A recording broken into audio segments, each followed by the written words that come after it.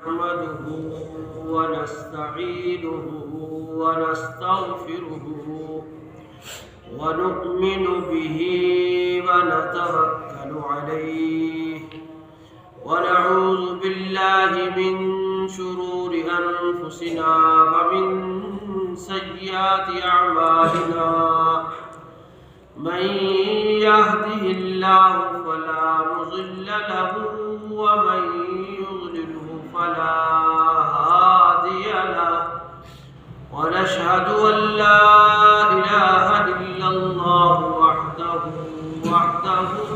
لا شريك له ونشهد أن سيدنا وسندنا ونبينا ورسولنا محمد عبده ورسوله أما بعد فأعوذ بالله من الشيطان الرجيم بسم الله الرحمن الرحيم ومن يبتغ غير دينا فلن يقبل منه وهو في الآخرة من الخاسرين قال النبي صلى الله عليه وسلم الدين النصيحة قال النبي صلى الله عليه وسلم خير الناس من ينفع الناس آمنت بالله صدق الله مولانا العظيم وصدق رسوله النبي الكريم ونحن على ذلك لمن الشاهدين والشاكرين والحمد لله رب العالمين. درود پاک پڑھ لیجیے. اللهم صل على محمد وعلى آل محمد كما صليت على إبراهيم وعلى آل إبراهيم إنك حميد مجيد.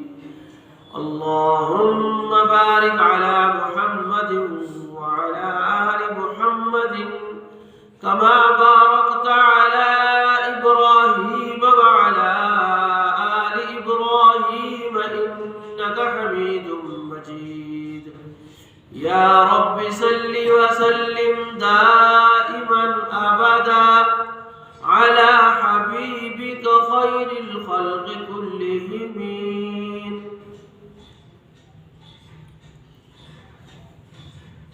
میرے انتہائی واجب الاحترام بزرگوں اور دوستوں اور نوجوان ساتھیوں، قرآن کریم فرقان حمید کی جو آیت مقدسہ آپ حضرات کے سامنے تلاوت کی ہے، دعا کیجئے اللہ تبارک و تعالی حق بات کہنے کی، سمجھنے کی اور اس پر عمل کرنے کی توفیق نصیب فرمائے. زمانہ جاہلیت میں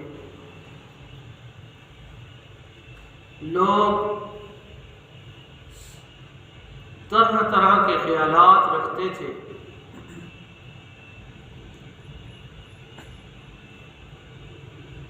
اور لوگ اس مالک حقیقی کو بھول چکے تھے جس ذات اقدس نے اس ساری کائنات کے وجود بخشا اور اس ساری کائنات کو بنایا، اور وہی اللہ جو اس ساری کائنات کو نظام کو اکیلے چلا رہے تھے. اس مالک حقیقی کو لوگ بھول چکے تھے اور ان چیزوں کی عبادت میں مصروف تھے جو اللہ تبارک و تعالی نے خود بنائی تھی. کچھ لوگ تو سورج کی عبادت کر رہے تھے، کچھ لوگ تو چاند کی عبادت کر رہے تھے، کچھ لوگ حجر کو پوج رہے تھے، کچھ لوگ قبروں کو پوج رہے تھے۔ مختلف لوگ اپنے اپنے معبود بنا کر بیٹھے تھے، اور ان میں سے کچھ ایسے افراد بھی ہیں جو جنوں کو پوجتے تھے، جنوں سے مدد مانگتے تھے، جنوں سے پناہ مانگتے تھے۔ تو کوئی پریوں کو پوج رہا تھا، کوئی پریوں کی عبادت کر رہا تھا، کوئی پریوں کی پرستش کر رہا تھا۔ مختلف لوگوں سے پناہ مانگتے تھے۔ اللہ کا ڈر اور اللہ کا خوف نہیں تھا، اللہ کی پہچان نہیں تھی۔ وہ زمینی مخلوق کو خدا کا درجہ دیے بیٹھے تھے۔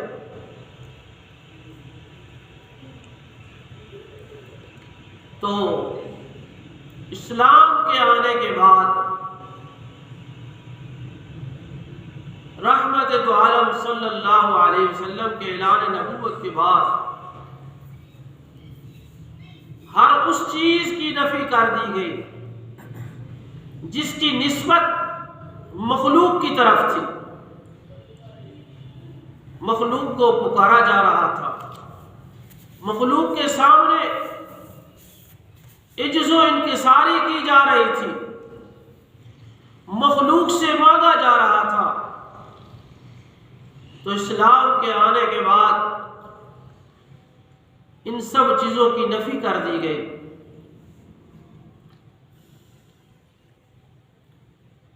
لا تسجدوا للشمس ولا للقمر واسجدوا لله الذي خلقهن إن كنتم إياه تعبدون۔ کہ اب سجدہ سورج کو نہیں کرنا، چاند کو نہیں کرنا، سجدہ کرنا ہے، اور سجدے کا اگر کوئی حق ہے تو وہ مالک کائنات کا حق ہے، اور جس نے ساری کائنات کو بنایا ہے، اور اسی ہی ایک اللہ کی عبادت کرنی ہے۔ قرآن پاک میں ایک اور جگہ میں اللہ فرماتے ہیں وَأَقِيمُوا الصَّلَاةَ وَآتُوا الزَّكَاةَ وَارْكَعُوا مَعَ الرَّاكِعِينَ، کہ نماز قائم کرو، زکوٰۃ ادا کرو، اور رکوع کرنے والوں کے ساتھ رکوع کرو۔ یعنی کسی اور کے آگے جھکنے کی کوئی ضرورت نہیں ہے۔ اور اللہ رب العزت نے جو ہمیں دین عطا فرمایا ہے، جو ہمیں اسلام عطا فرمایا ہے، وہ اللہ کو بے حد پسند ہے۔ اور اسلام کو اللہ نے مٹانے کے لیے نہیں بھیجا کہ یہ کبھی ختم ہو جائے گا۔ اسلام ہمیشہ بلندی کے لیے آیا ہے، اور اسلام ہمیشہ بلند رہے گا، چاہے اس کے ماننے والے کمزور ہوں، چاہے مسلمان پستی کی طرف جا رہے ہیں۔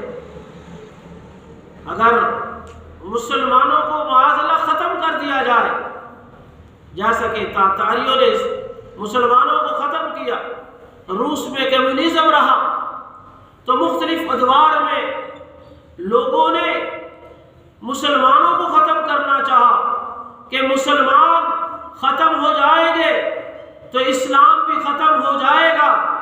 لیکن تاریخ نے دیکھا کہ مسلمانوں کو ختم کیا گیا، مسلمانوں پر ظلم و ستم کیے گئے، مسلمانوں کو تہ تہ کیا گیا، مسلمانوں کا خون بہایا گیا، لیکن اسلام پھر بھی زندہ ہے، اسلام پھر بھی قائم ہے، اور رہتی دنیا تک اسلام باقی رہے گا۔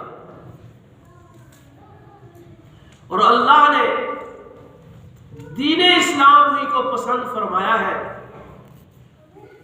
اللہ نے ارشاد فرمایا وَمَن يَبْتَغِ غَيْرَ الْإِسْلَامِ دِينًا فَلَن يُقْبَلَ مِنْهُ، کہ اسلام کے علاوہ کوئی اور مذہب فَلَن يُقْبَلَ مِنْهُ، ہرگز قبول نہیں کیا جائے گا. جیسا کہ یہودی ہے، اسی طرح عیسائی ہے. موسیٰ علیہ السلام کے ماننے والوں کو یہودی کہتے ہیں، عیسیٰ علیہ السلام کے ماننے والوں کو کرسچن کہتے ہیں، بدھا کو ماننے والے بدھا کہلاتے ہیں. اسی طرح مختلف مذاہب کے بانیوں کے ماننے والوں کو اس کا نام دیا جاتا ہے، لیکن اسلام کسی شخصیت کے ماننے والے کا نام نہیں ہے. اللہ نے یہ دین ہمیں عطا فرمایا ہے رسول اللہ صلی اللہ علیہ وسلم کے ذریعے سے. آپ علیہ السلام کو اللہ نے وَمَا أَرْسَلْنَاكَ إِلَّا رَحْمَةً لِلْعَالَمِينَ، اللہ نے ہمارے پیغمبر کو، ہمارے رسول کو رحمۃ للعالمین بنا کر بھیجا. آپ علیہ السلام بچوں کے لیے رحمت بن کر آئے. اللہ کے پاک پیغمبر مزدوروں کے لیے رحمت بن کر آئے. اللہ رب العالمین عورتوں کے لیے، بیویوں کے لیے بھی رحمت بن کر کے آئے. آپ علیہ السلام نے ارشاد فرمایا کہ جو شخص بچوں پر رحم نہیں کرتا اور بڑوں کی عزت نہیں کرتا فلیس منا، بس وہ ہم میں سے نہیں. من لم يرحم صغیرنا ومن لم يوقر کبیرنا فلیس منا، جو شخص چھوٹوں کی عزت نہیں، بچوں کو پر شفقت نہیں کرتا، بڑوں کی عزت نہیں کرتا فلیس منا، بس وہ ہم میں سے نہیں. اللہ رب العالمین کے پاک پیغمبر رحمت دو عالم صلی اللہ علیہ وسلم مزدوروں کے لیے بھی رحمت بن کر آئے. میرے آقا نے فرمایا القاسم حبیب اللہ، روزی ہاتھ سے کمانے والا اللہ کا دوست ہے، مزدوری کرنے والا، ہاتھوں پہ زخم کھانے والا، برداشت کرنے والا. اللہ کے پاک پیغمبر رحمت دو عالم صلی اللہ علیہ وسلم نے مزدور کی کتنی بڑی حوصلہ افزائی فرمائے. میرے آقا نے فرمایا القاسم حبیب اللہ، روزی کمانے والا، ہاتھ سے روزی کمانے والا اللہ کا دوست ہے. مزدوروں پر بھی آپ رحمت بن کر کے آئے اور بیویوں کے لیے بھی رحمت بن کر آئے. اسلام سے پہلے دیکھ لو زمانہ جاہلیت میں عورتوں کی کوئی قدر و منزلت نہیں ہوا کرتی تھی. ایک ایک عورت کے 100 خامد ہوا کرتے تھے اور اس کی تجارت ہوا کرتی تھی، وہ بکا کرتی تھی. لیکن اللہ کے پاک پیغمبر جو دین اسلام لے کر کے آئے، اس نے ہمیں حکم دیا وَعَاشِرُوهُنَّ بِالْمَعْرُوفِ، اپنے گھروں میں عمدگی کے ساتھ پیش. جو باندیوں کی طرح بکا کرتی تھی، جن کا کوئی پرسان حال نہیں تھا، اللہ تبارک و تعالی نے فرمایا وَعَاشِرُوهُنَّ بِالْمَعْرُوفِ، وَعَاشِرُوهُنَّ بِالْمَعْرُوفِ، اپنے گھروں میں عمدگی کے ساتھ پیش آؤ. پھر میرے اللہ پاک نے فرمایا هُنَّ لِبَاسٌ لَكُمْ وَأَنْتُمْ لِبَاسٌ لَهُنَّ، تم ان کا لباس ہو اور وہ تمہارا لباس. اللہ تبارک و تعالی نے کتنی بڑی حوصلہ افزائی فرمائی عورتوں کی. حتیٰ کہ جبرائیل علیہ السلام نے میرے آقا نے ایک دن پوچھا جبرائیل تجھے میری رحمت کا کچھ حصہ ملا یا نہیں؟ جبرائیل علیہ السلام کہنے لگے یا رسول اللہ صلی اللہ علیہ وسلم، آپ کے آنے سے پہلے میں بڑا پریشان تھا، مجھے اپنے انجام کی کوئی فکر نہیں تھی. جب آپ تشریف لائے اور اللہ نے اعلان فرمایا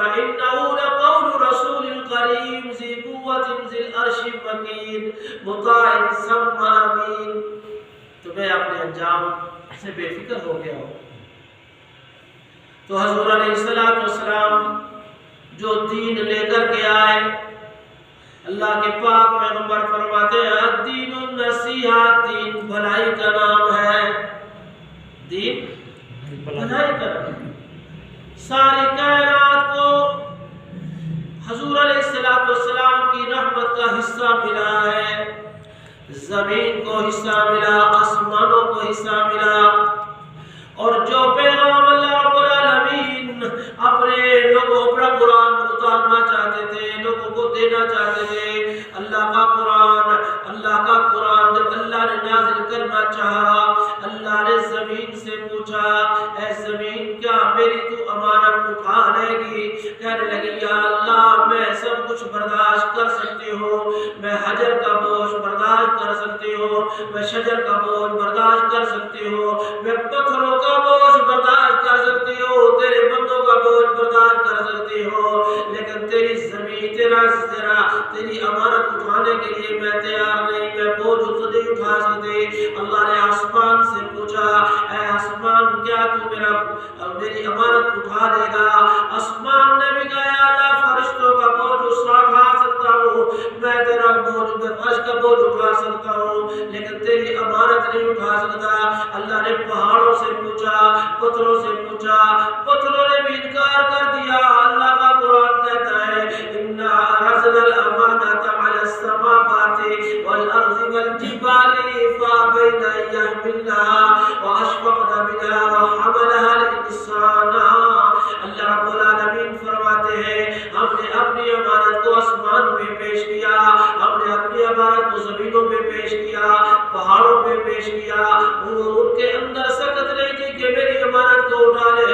اللہ فرماتا ہے لو انزلنا هذا القرآن على جبل لرأيته خاشعا متصدعا من خشیۃ اللہ۔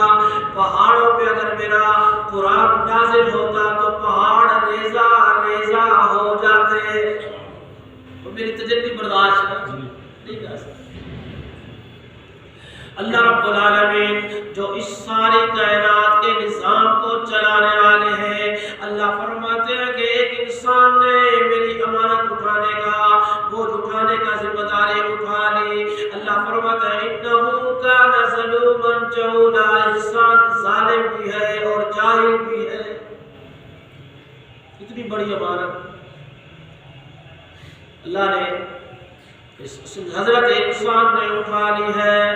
تو میرے محترم دوستو جو دین اللہ کے پاک پیغمبر رحمت دو عالم لے کر کے آئے وہ سارا کا سارا بھلائی ہے، اور اللہ رب العالمین رحمت دو عالم صلی اللہ علیہ وسلم کے ذریعے سے ہمیں جو دین عطا کیا گیا وہ کامل دین ہے۔ اللہ فرماتا ہے اليوم اکملت لکم دینکم واتممت علیکم نعمتی ورضیت لکم الاسلام دینا۔ اللہ نے دین کو کامل کر دیا، اور اللہ رب العالمین کی جگہ ارشاد فرماتے ہیں کہ مجھے پسند ہے تو دین پسند ہے، مجھے مذہب پسند ہے تو اسلام پسند ہے، اس کے علاوہ مجھے کوئی مذہب پسند نہیں، اور رہتی دنیا تک اب اسلام اسلام رہے گا، کوئی اور مذہب نہیں رہے گا۔ نور خدا ہے کفر کی حرکت پہ منتظم، نور خدا ہے کفر کی حرکت پہ منتظم، پھوکوں سے یہ چراغ بجھایا نہ جائے گا۔ میں نے عرض کیا زمانہ جاہلیت کے اندر لوگ بتوں کو پوجتے تھے، زمانہ جاہلیت کے اندر لوگ جنوں کو پوجتے تھے، زمانہ جاہلیت کے اندر لوگ پریوں سے ڈرا کرتے تھے، زمانہ جاہلیت کے اندر لوگ وہموں پر وہم پرستی کا شکار تھے، لوگ زمانہ جاہلیت میں لوگ اللہ کو بھول چکے تھے، اللہ سے دور ہو چکے تھے۔ رحمت دو عالم صلی اللہ علیہ وسلم کے آنے کے بعد اللہ کے پاک پیغمبر نے بڑے واضح طور پر ارشاد فرمایا او لوگو هل من خالق غیر اللہ یرزقکم من السماء والارض، اللہ کے علاوہ کوئی اور پیدا کرنے والا ہے، وہ رزق دیتا ہے تمہیں آسمانوں سے بھی زمینوں سے بھی۔ کہاں سے بھی رزق ملتا ہے؟ زمینوں سے بھی آسمانوں سے بھی رزق ملتا ہے. پھر فرمایا الیہ ترجعون، اسی کی طرف تم لوٹ کر جانے والے ہو. لوگوں کو جنوں سے ڈرایا گیا، لوگوں کو پریوں سے ڈرایا گیا، لوگوں کو بابوں سے ڈرایا گیا، لوگوں کو جادوگروں سے ڈرایا گیا، لوگوں کو کاہنوں سے ڈرایا گیا، لوگوں کو کالے جادو سے، پیلے جادو سے، نیلے جادو سے ڈرایا گیا. لوگ ڈرتے گئے، اللہ کو معبود، اللہ کو بھولتے گئے. میرے محترم دوستوں، بڑا واضح طور پر میں بتا رہا ہوں کہ اللہ سے ڈرنے والے کبھی کسی سے ڈرتے نہیں ہیں. اللہ سے ڈرنے والوں کو راستہ، اللہ سے ڈرنے والوں کے لیے بڑا واضح پیغام ہے. نہ انہیں جن کچھ کہہ سکتے ہیں، نہ انہیں پریاں کچھ کہہ سکتی ہیں. جب بندہ گناہگار ہوتا ہے، جب بندہ گناہ کرتا ہے تو اس کے دل کے اندر مایوسی آتی جاتی ہے.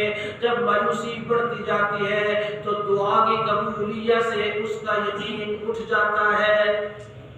تو کہاں سے گڑبڑ ہوئی؟ گڑبڑ کہاں سے ہوئی؟ کہ جب انسان ایک گناہ کرتا ہے، جب انسان ایک گناہ کرتا ہے اس کے دل پر ایک سیاہ نقطہ لگ جاتا ہے. پھر دوسرا گناہ کرتا ہے، پھر دوسرا نقطہ لگ جاتا ہے، پھر تیسرا گناہ کرتا ہے، تیسرا نقطہ لگ جاتا ہے، حتیٰ کہ اس کا دل گناہوں سے بھر جاتا ہے.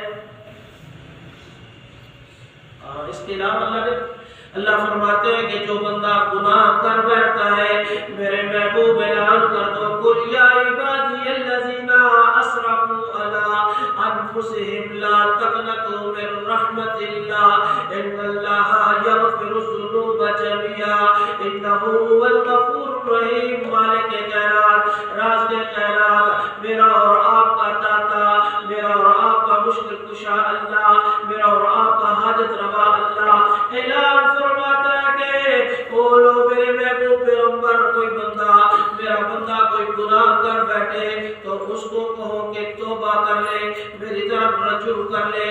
مایوس ہونے کی ضرورت نہیں ہے. اللہ کے لا تقنطوا من رحمت اللہ، اللہ کی رحمت سے مایوس رہو. تم سمو زمین و آسمان کے ذروں کے برابر بھی گناہ لے کر کے آؤ.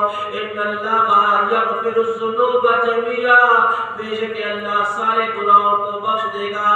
بخشنے کے بعد فرمایا انہ هو الغفور الرحیم، وہ بخش بھی دے گا اور تم سے محبت بھی کرے گا.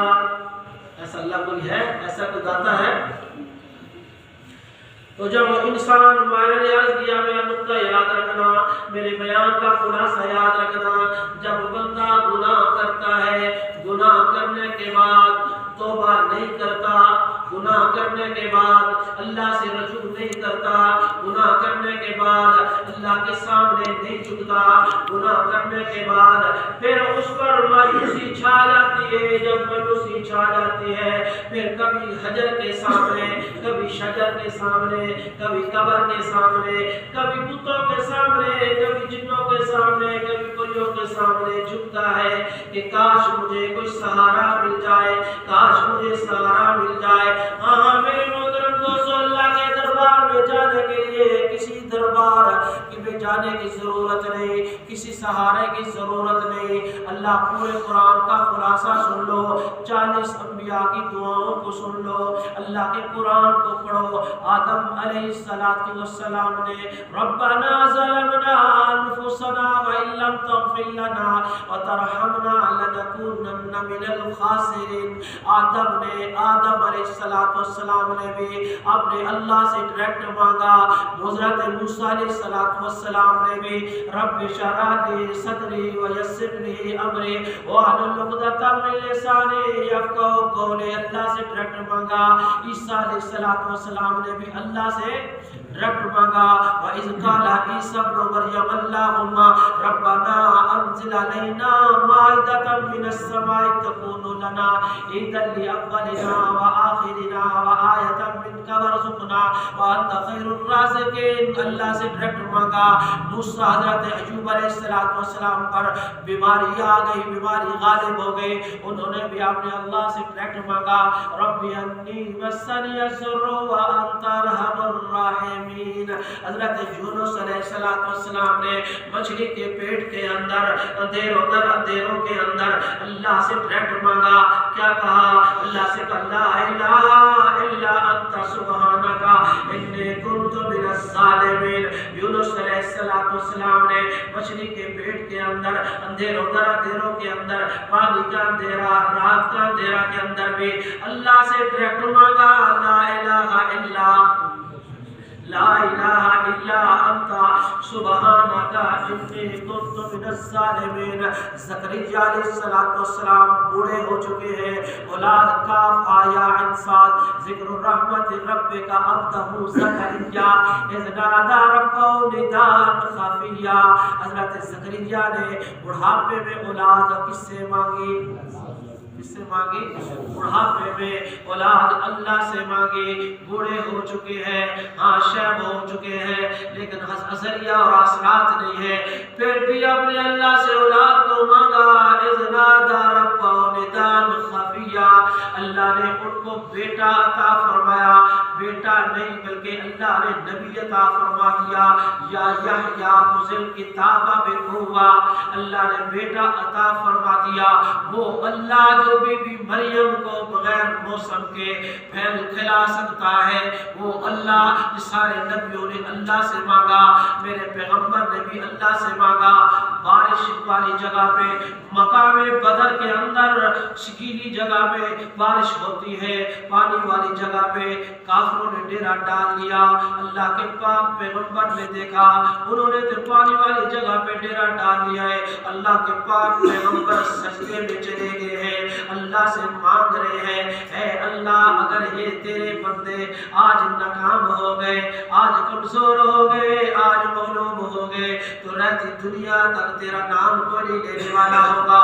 ہمارے نبی نے بدر کے میدان میں بھی اللہ سے مانگا، احد کے میدان میں بھی اللہ سے مانگا، حنین میں بھی اللہ سے مانگا، ہر مقام پر میرے نبی نے اللہ سے مانگا۔ کس سے مانگا؟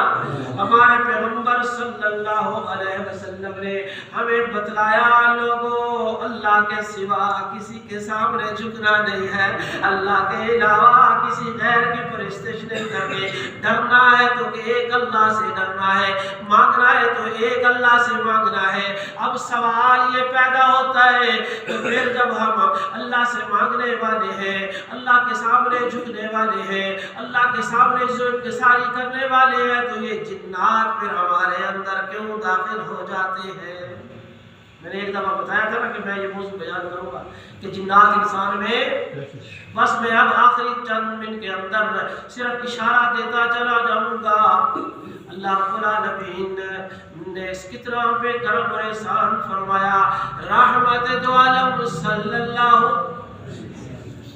کے پاک پیغمبر نے ارشاد فرمایا جو آدمی چوتھا کلمہ پڑھتا ہے جن اس کے اندر داخل نہیں ہو سکتا۔ جو آدمی چوتھا کلمہ پڑھ لیتا ہے اس کے اندر جن داخل نہیں ہو سکتا۔ لا الہ الا اللہ وحدہ لا شریک لہ لہ الملک ولہ الحمد یحیی ویمیت وہو حی لا یموت بیدہ الخیر وہو علی کل شیء قدیر۔ چوتھا کلمہ پڑھنے سے جنات انسان میں، اور جو آدمی ہر نماز کے بعد چوتھا کلمہ 10 بار پڑھتا ہے، جب وہ کسی مشکل میں پھنس جاتا ہے، پریشانی میں پھنس جاتا ہے، غم میں پھنس جاتا ہے، حزن میں پھنس جاتا ہے، تو اللہ نکلنے کا سبب بنا دیتے ہیں۔ اس کی پابندی کیا کریں، انشاءاللہ آپ کے اندر جن نہیں داخل ہو سکتے۔ زندگی دینے والا ہوا یحیی و یمیت، اس کلمہ کے اندر ہم نے کیا کہا؟ ہوا یحیی و یمیت، زندگی موت دینے والا صرف صرف ایک اللہ، زندگی اور موت دینے والا صرف ایک اللہ۔ اب جن انسان میں کیوں سرایت کر جاتے ہیں، سن لو اللہ کا قرآن کہتا ہے ہر دلیل میں انشاءاللہ جو بات کروں گا انشاءاللہ قرآن و سنت سے باہر نہیں ہوگی۔ اللہ فرماتے ہیں وَمَن يَعْشُ عَن ذِكْرِ الرَّحْمَنِ نُقَيِّضْ لَهُ شَيْطَانًا فَهُوَ لَهُ قَرِينٌ۔ جو شخص رحمان کے ذکر سے راز کرتا ہے، جو شخص سارا دن گزر جاتا ہے، ایک بندہ اپنی زبان سے اللہ کا نام ہی نہیں لیتا، اللہ کا ذکر ہی نہیں کرتا، صبح اٹھا ہے سارا دن گزر گیا اس کی زبان پہ اللہ کا رحمان کا نام، یہ کون کہہ رہا ہے؟ اللہ کا قرآن ہی کہہ رہا ہے وَمَن يَعْشُ عَن ذِكْرِ الرَّحْمَنِ نُقَيِّضْ لَهُ شَيْطَانًا فَهُوَ لَهُ قَرِينٌ۔ جو شخص رحمان کے ذکر سے راز کرتا ہے ہم اس پر ایک شیطان مقرر کر دیتے ہیں، بس وہ اس کو ڈستا رہتا ہے۔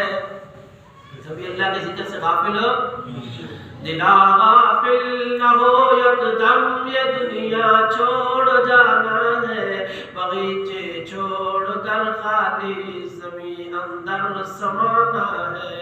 کبھی بھی اپنی زبان کو بند نہیں کرنا، کبھی بھی اپنی زبان پہ تالے نہیں لگانا۔ جب زبان پر تالے لگا لو گے، اللہ کے ذکر سے منہ موڑ لو گے تو پھر کیا ہوگا؟ وَمَن يَعْشُ عَن ذِكْرِ الرَّحْمَنِ نُقَيِّضْ لَهُ شَيْطَانًا فَهُوَ لَهُ قَرِينٌ۔ اب دوسری بات سنو، اللہ رب العزت نے، اللہ کے پاک پیغمبر نے ہمیں حکم دیا ہے کہ ہر کام میں اتباع کرو محمد رسول اللہ کی۔ قُلْ إِن كُنتُمْ تُحِبُّونَ اللَّهَ فَاتَّبِعُونِي يُحْبِبْكُمُ اللَّهُ۔ ہر کام میں اتباع کرو میرے محمد رسول اللہ کی۔ آپ نے شادی کی ہے، نکاح کیا ہے، اب نکاح کے بعد کس طریقے سے بیوی کے پاس جانا ہے، راستہ اگلا استعمال کرنا ہے، پچھلا استعمال کرنا ہے۔ اللہ کے پاک پیغمبر نے فرمایا جو آدمی من نکاح امرأة فی دبرها ولم یتقبل من، جو آدمی اپنی منکوحہ بیوی سے آگے والا راستہ چھوڑ کر پیچھے والا راستہ استعمال کرتا ہے، اللہ کے پاک پیغمبر فرماتے ہیں من نکاح امرأة فی دبرها ولم یتقبل من، جس منکوحہ بیوی سے آگے سے راستہ چھوڑ کر پیچھے سے استعمال کیا، اب نمازیں پڑھتا رہے تو قبول کوئی نہیں، زکاتیں دیتا رہے تو قبول کوئی نہیں، جہاد کرتا رہے قبول کوئی نہیں، قرآن پڑھتا رہے قبول کوئی نہیں، اللہ فرماتا ہے ذکر کرتا رہے تبلیغ کرتا رہے قبول من نکاح امرأة فی دبرها ولم یتقبل من، جو اپنی منکوحہ بیوی سے آگے سے چھوڑ کر پیچھے والا راستہ استعمال کرتا ہے نا، فلن یقبل من، نمازیں پڑھتا رہے، ذکر کرتا رہے، تلاوتیں کرتا رہے، قرآن پڑھتا رہے، اللہ کے پاک پیغمبر فرماتے ہیں اس کا کوئی بھی نیک عمل قبول کوئی نہیں۔ ایک وجہ جنات کی یہ بھی ہے، لواتت کا فعل کرنا، لواتت کا فعل کروانا والے کے پاس فوری جنات آ جاتے ہیں۔ جس شخص پر بعض دفعہ جنات انسان پر عاشق ہو جاتے ہیں، پھر بھی جنات آ جاتے ہیں، جادو کے ذریعے سے بھی جنات انسان پر مسلط کر دیے جاتے ہیں، پھر بھی جنات آ جاتے ہیں۔ کسی ایسی جگہ سے گزر جانا جہاں پر جنات کی رہائش ہو تو اس جگہ پہ گزرنے کی وجہ سے بھی انسان پر جنات آ جاتے ہیں۔ عورتیں گھر میں پانی ڈالا کرتی تھی، گرم پانی ڈال دیا، جنوں پر چلا گیا تو وہ اس کی وجہ سے بھی انسان پر جنات چمڑ جاتے ہیں۔ ہاں میرے محترم دوستو، یہ نظر بد کا لگ جانا، یہ جو نظر لگ جاتی ہے نا، نظر حق ہے، النظر بخاری شریف کے اندر پورا باب نظر کا ہے۔ جو عرب حضرات ہیں وہ جنات جادو سے اتنا نہیں ڈرتے جتنا نظر بد سے ڈرتے ہیں۔ تو نظر بد کا لگ جانا بھی انسان پر جنات مسلط ہو جاتے ہیں، جنات کا انسان پر عاشق ہو جانا، جادو کے ذریعے سے انسان پر مسلط کر دینا۔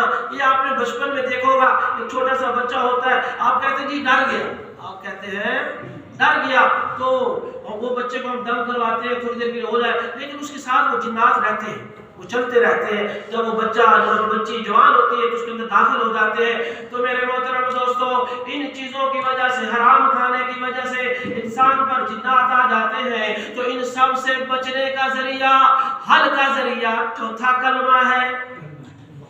کیا ہے؟ جو آدمی، جو مسلمان اپنے گھر کے اندر نماز کے بعد چوتھا کلمہ پڑھتا رہے گا، قسم خدا کی اس کے اوپر جنات نہیں آئیں گے. پڑھے انسان کے اندر داخل نہیں ہو جاتے. تو میرے محترم دوستو، میں نے اشارتاً کنایتاً یہ چیزیں بتلا دی ہیں. تو آپ حضرات سے گزارش یہ ہے کہ اپنے گھروں کے اندر، اپنے ماحول کے اندر، اپنے معاشرے کے اندر لوگوں کو اللہ سے ڈراؤ. جنوں سے نہ ڈراؤ، جادوؤں سے نہ ڈراؤ. رحمت دو عالم صلی اللہ علیہ وسلم نے ارشاد فرمایا، جو آدمی 3 سورتیں صبح اور شام تلاوت کرتا ہے اس کے اوپر کبھی جنات نہیں آ سکتے، اس پر جادو نہیں ہو سکتا. وہ 3 سورتیں کون سی ہیں؟ قل هو اللہ احد، قل اعوذ برب الفلق، قل اعوذ برب الناس. اپنے پڑھنے کا معمول بنا لو. بڑے سے بڑا جادوگر تمہارے سامنے، تمہارے اوپر جادو کرنے کا ارادہ کرے گا، اپنا پورا ایلی سوٹی کا زور لگا لے گا، انشاءاللہ آپ پہ اللہ کے قرآن پر بھروسہ کرتے ہوئے کہہ رہا ہوں، نبی کریم صلی اللہ علیہ وسلم کے فرمان پر بھروسہ کرتے کہہ رہا ہوں کہ آپ پر جادو نہیں ہوگا، آپ پر جادو نہیں ہوگا، آپ پر جنات نہیں آئیں گے، آپ کو اللہ محفوظ رکھیں گے. ہم سنت نبی اعمال پر عمل کر کے تو دیکھیں. ہم قرآن نہیں پڑھتے، ہم حدیث نہیں پڑھتے، ہم اللہ کا ذکر نہیں کرتے، جس کی وجہ سے یہ بلائیں آتی ہیں، مصیبتیں آتی ہیں، پریشانی آتی ہے. اللہ مجھے اور آپ کو ہر مصیبت سے محفوظ رکھے. مصیبت کا آنا یہ ایک آزمائش ہوتی ہے. اللہ کی طرف سے بیماری بھی آتی ہے، مصیبت کی وجہ سے پریشانی آتی ہے، لیکن یاد رکھو بعض دفعہ امتحان ہوتی ہے، بعض دفعہ اللہ رب العزت ہمارے گناہوں کا سبب ہوتی ہے. ہم نے گناہ کیے ہوتے ہیں، اس وجہ سے بیماری ہم پر مسلط ہوتی ہے. تو میرے محترم دوستو، دعا کرو اللہ معصیت سے بچائے، اللہ معصیت سے بچائے، اللہ گناہ سے بچائے. ایک گناہ کی بو اللہ اگر زہر کر دے تو سینکڑوں میل تک ایک انسان دوسرے انسان کے پاس بیٹھے ہی نہ. ایک گناہ اللہ سے دور کرنے کا بہت بڑا ذریعہ ہے. چھوٹی سی چھوٹی نیکی کو معمولی نہ سمجھو. چھوٹی سی چھوٹی نیکی اللہ کے قریب کرنے کا بہت بڑا ذریعہ ہے. ایک تو آخری 3 سورتوں کی صبح شام تلاوت کرے، چوتھا کلمہ پڑھے. ایک اللہ کا نام جو مجھے خواب میں ملا تھا، یا معید. کیا نام ہے؟ یا معید. یا معید جنات کو توڑ دیتا ہے، جادو کو توڑ دیتا ہے، بندشوں کو ختم کر دیتا ہے، پریشانیوں کو ختم کرتا دیتا ہے. کیونکہ اس کا معنی ہے یا معید، دوبارہ زندگی دینے والا. اللہ کے اس نام سے، اللہ کے ہر نام میں برکت ہے، اللہ کے ہر نام میں شفا ہے، اللہ کے ہر نام میں، اللہ کے ہر نام میں برکت ہے، اللہ کے ہر نام میں شفا ہے. اللہ کے اس نام میں جادو کا توڑ ہے، اللہ کے اس نام میں شیاطین کا توڑ ہے، اللہ کے اس نام میں جنات کا توڑ ہے، اللہ کے اس نام میں بدشوں کا توڑ ہے، اللہ کے اس نام میں برکت ہی برکت ہے. اللہ کے اس نام میں استغفار پڑھنے کا ثواب ملتا ہے. اس نام کو پڑھ کے تو دیکھو، اللہ کی رحمتوں کو دیکھو گے، اللہ کو اپنے قریب ہوتا دیکھو گے. اس اللہ کا بابرکت نام اپنے گھروں میں پڑھو، دکانوں میں پڑھو، مکانوں میں پڑھو. انشاءاللہ شیاطین سے محفوظ ہو جاؤ گے، جنات سے محفوظ ہو جاؤ گے، نظر بد سے محفوظ ہو جاؤ گے. کیا پڑھنا ہے؟ یا معید. اللہ عمل کرنے کی توفیق عطا فرمائے. آخر دعوانا الحمد